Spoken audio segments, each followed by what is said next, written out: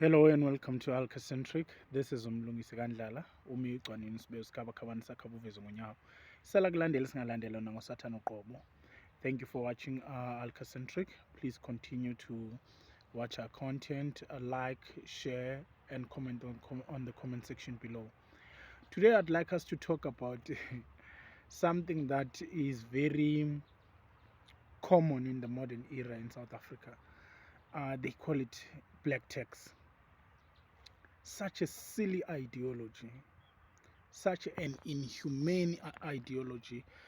You know, we in Africa, maybe in South Africa, I'm not sure, but I would assume that in the entire continent we believe that if you are successful, you have a responsibility to your siblings. But I'm not sure whether to call them woke or the more modern African uh, men and women believe that they are being taxed. But this very same person forgets that for them to be where they are, a lot had to be sacrificed. I know some who, I know someone who went and studied teaching and got his degree or diploma, and he's now a teacher. He later on comes back and becomes the boss of the family. Now nothing happens without his go ahead, even if he is not in the position to give go aheads. But because he now has the money, he feels that he needs to control everyone. Nothing should happen without their consent. And this person further this person failed to take his fellow siblings to school. But what he's forgotten, or what he seems to have forgotten, is that there was a point in time where in his very home there was no food because they had to send money to him where he was schooling. But today he's forgotten all of that. We get easily too excited. That's just how we are. We talk about these things without thinking. The minute I get successful, now suddenly people have to beg me. Nothing can happen at home without my go ahead. Who do I think I am? I am as much of a family than the other uh, person is in my family. No one is more important than the other person. But people, especially when they are so-called successful, they take decisions or make decisions that are detrimental to the family, and because they are so short-sighted, they do not think those decisions will harm them in future. They think it just ends there because it's not it doesn't involve me. How does it not involve you if it is your own family?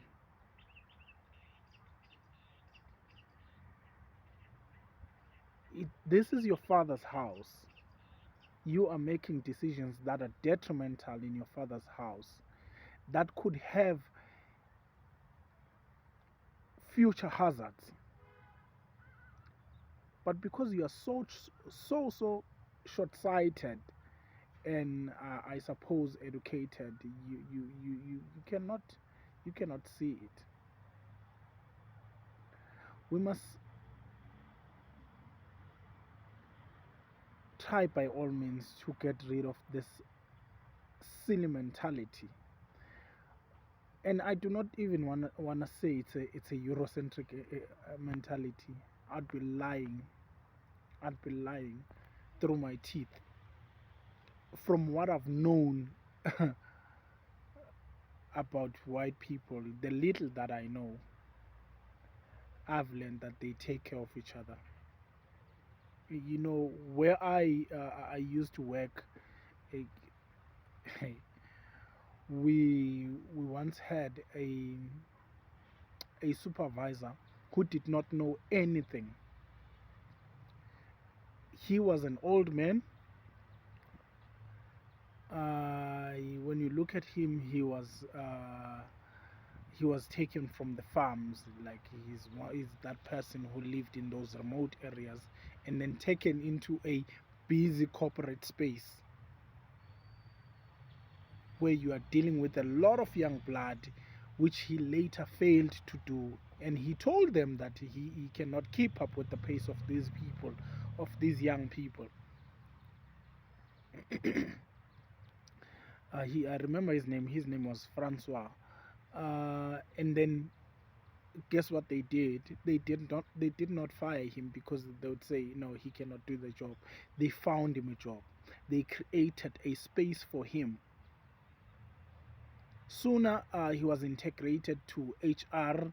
One needed to report to him if they were not gonna come to work or they were gonna be late, whatever the case may be. Those minor HR things, they were done by him. The point is, without me derailing, is that the white race take care of each other. From what I've learned, from the little that I know about them, they take care of each other. The current company that I work for right now, our CFO is a 22-year-old who doesn't know anything, but he was given that position because the uncle is a shareholder in the company. They had faith in him. We do not do that. If I am successful, I want everyone to bow to me. Nothing can happen without my go ahead. We call them breadwinners in our society, and then the so-called breadwinners, then they come with this silly mentality of black tax. Black tax this, black tax that. You cannot help your brother, you cannot help your sister when they need help. And funny because we Africans who practice Africanity, I would say Africanity, by that I mean who are not so religious, we understand that whatever it is that I have has been given to me by my forefathers and my God to serve everyone. Not only to serve me, it was deliberately given to me. I was entrusted with what I have to be of service to my fellow brothers and sisters, not to be a bully to them, not to be suddenly become a god to them. It is very sad what we have become as a people. I cannot, like I just said, I cannot even say it's Eurocentric because what I've known of the so called Euro descendants, it has nothing to do with them. I suppose it goes back to that thing that we once spoke about, the Willie Lynch letter, to make sure that we are divided as much as possible. Today, we have a thing of I have my family, my brother has his family, everyone has their own family, which is nonsense, which is totally garbage. What have we become? Who are we?